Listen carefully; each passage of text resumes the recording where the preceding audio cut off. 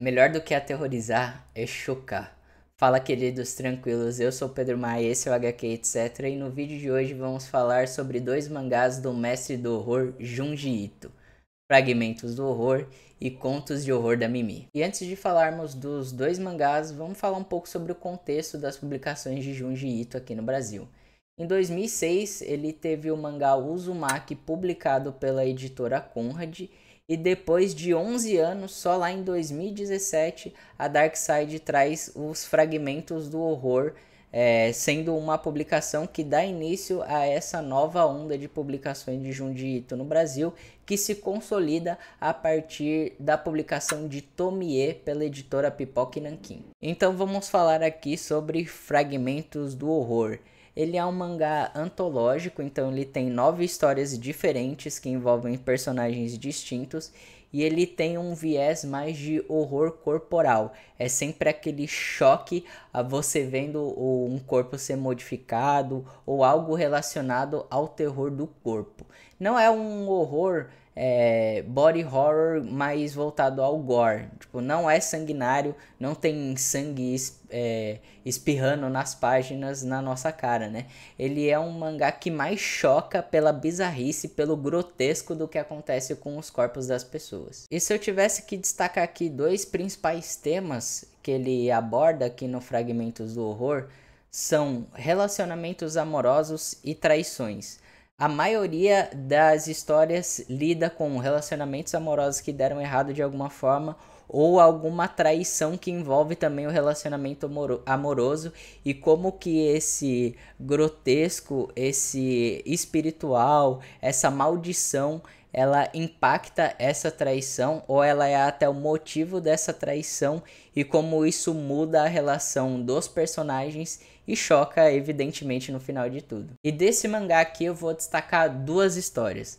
A primeira é de um cara que você vê no começo ele segurando a própria cabeça e você não entende muito bem porque que ele tá segurando a cabeça, até você perceber que se ele soltar a cabeça, algo muito impactante vai acontecer com a vida dele e com a vida da namorada dele. Isso envolve muito do que eu disse, dos temas que eu disse anteriormente, sobre traição, sobre o grotesco. Aqui tem um pouco do gore, né? Tem um pouco dessa parte sanguinária, mas principalmente a aflitiva. Você fica cada vez mais aflito pela situação desse cara. Tipo, o braço dele vai ficando dormente, ele vai ficando desesperado, algumas coisas vão acontecendo e ele precisa segurar a cabeça dele desesperadamente. É uma história extremamente aflitiva. A segunda história é sobre uma menina que ela desde a infância gostava de dissecar animais. Então ela começou dissecando sapos, ratos, depois ela sentiu vontade de dissecar animais maiores.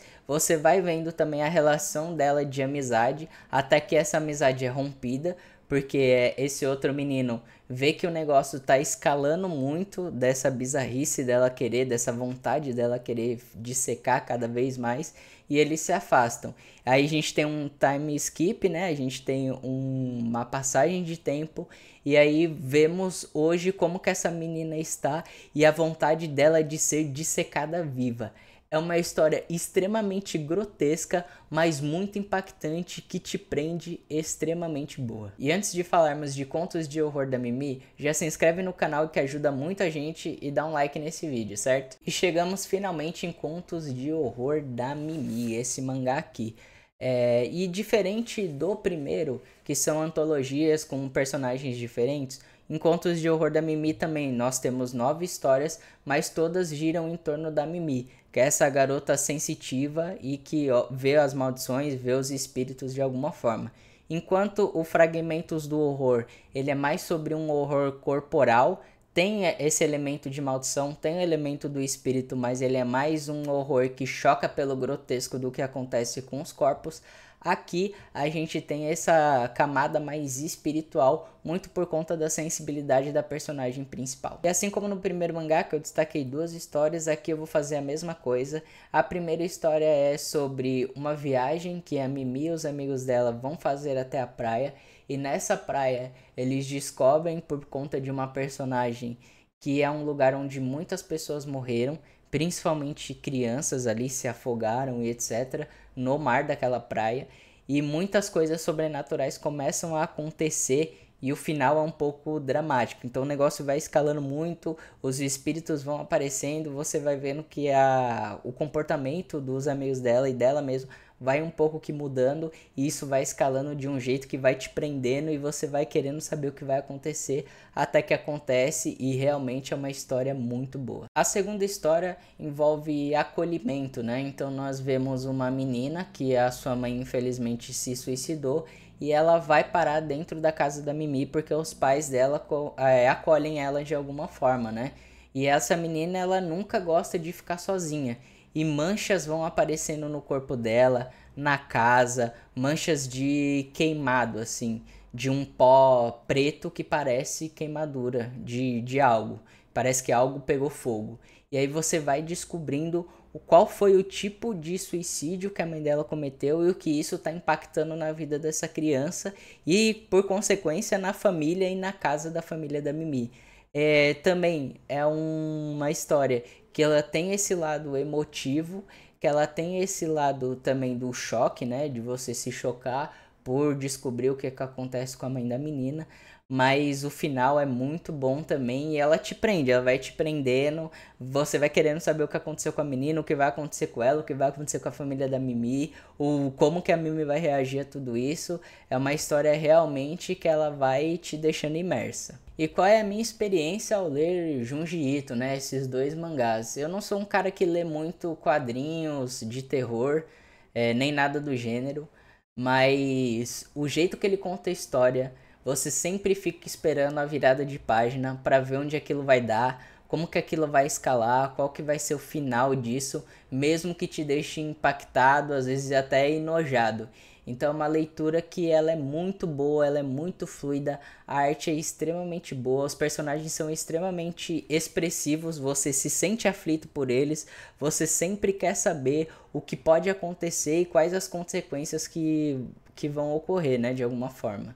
Então é uma leitura muito fluida, muito boa e aterrorizante, obviamente. Falando também rapidamente sobre os mangás, eles são de capa dura, ambos. São muito bem editados, muito bem produzidos. Ele tem um hot stamp ali na capa também, que dá um brilho.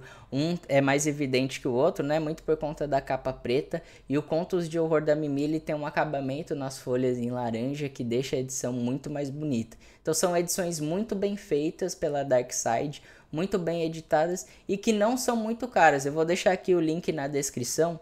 Geralmente na Amazon elas giram em torno ali de 30 a 50 reais. Eu já vi até abaixo desse preço, 28 reais, dependendo da promoção, né? Às vezes tem o Prime Day, às vezes tem a Black Friday, a Semana do Consumidor.